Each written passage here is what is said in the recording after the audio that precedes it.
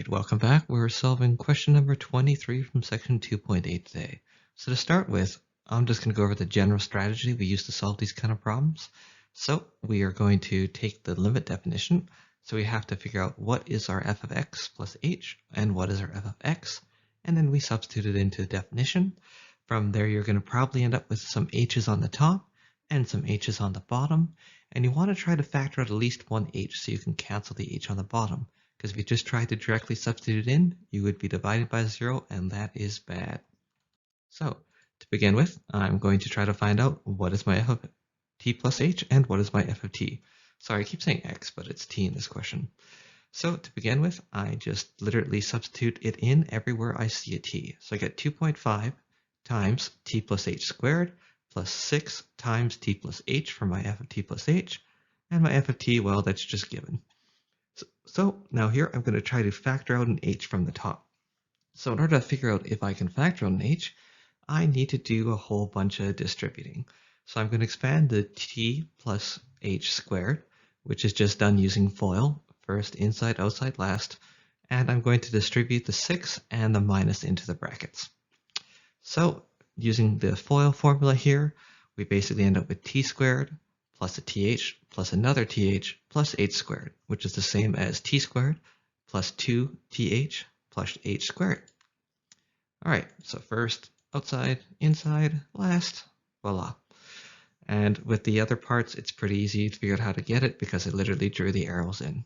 6 times t, 6 times h, a minus 2.5 t squared, and a minus 6t. Now, the next step is to cancel wherever possible by addition and subtraction.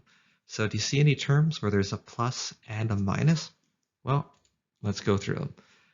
If we look here, there is a minus 2.5 t squared and a minus 6t, and then there's a plus 6t and a plus 2.5 t squared.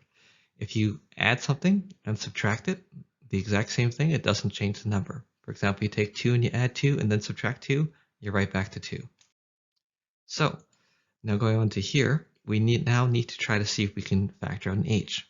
So if you look, every term that's left over after we did all those cancellations has an h.